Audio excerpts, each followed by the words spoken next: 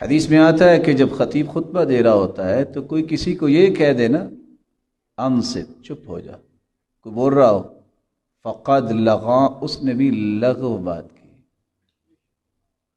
اس نے بھی لغو بات کی۔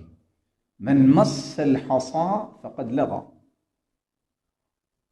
کنکری پڑی ہے نا، آپ اس کو بھی چھوئیں گے، ادھر ادھر کریں گے تو یہ بھی لغو حرکت ہے،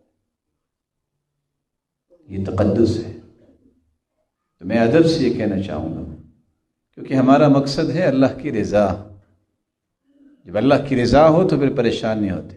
کتنا اچھا ہوتا کہ جمعے سے پہلے آپ سنت کے مطابق مسجد میں بیٹھیں، 2 4 6 8 10 ثم صلی ما قدر له کے تحت آپ نوافل پڑھیں، سورۃ الکہف نہیں پڑھی وہ پڑھ لیں، دعا کرے، ذکر کرے۔ یہ تربیت کی بات ہے۔ یہ ایم این ایز اور ایم پی ایز آتے ہیں، ان کے استقبال پھولوں سے ہوتے ہیں، جن کا دین سے تعلق ہے ان کو اس طرح کی کوئی ضرورت نہیں ہوتی۔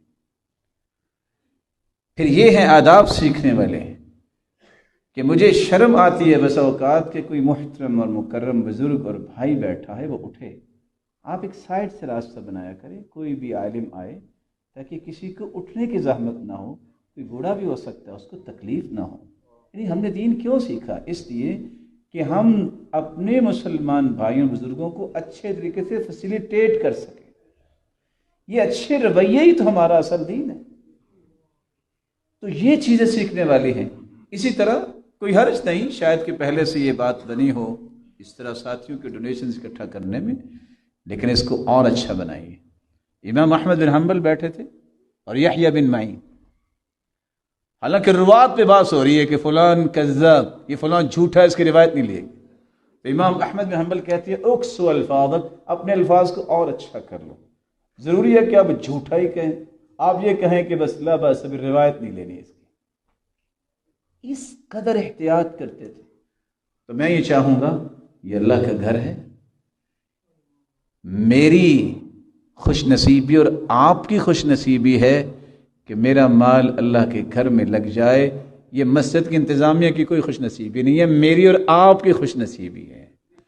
اس لیے جمعے کے دوران اس طرح کرنے کی بجائے اچھے انداز سے خود سے خیال کریں کہ اللہ عزوجلال کا گھر جو ہے، جس کو کوئی بناتا ہے یا آباد کرتا ہے، قیامت کو اللہ عزوجلال فرمائیں گے این جیرانی، میرے پڑوسی کدھر ہے؟ کوئی نہیں بولے گا۔ جبریل سوال کریں گے اللہ کے حکم سے، اللہ آپ تو خالق، وَهَلْ يَنبَغِي لِأَحَدٍ أَن يُجَاوِرَكَ، کوئی ہے ایسا بھی جو آپ کا بھی پڑوسی بنے؟ جواب ملے گا أَيْنَ عُمَّارُ الْمَسَاجِدِ، کہاں ہیں مسجدوں کو آباد کرنے والے، بنانے والے؟ آج میرے پڑوسی ہیں۔ تو اگر آپ پڑوسی بننا چاہتے ہیں تو اچھے انداز سے بنیں، مہذب انداز سے بنیں۔ مجھے امید ہے کہ آپ میری بات سمجھے ہوں گے اور محسوس بھی فرمائیں گے۔ اللہ تعالیٰ آپ کو بہت برکتوں سے نوازے اور بہت عزتوں سے نوازے۔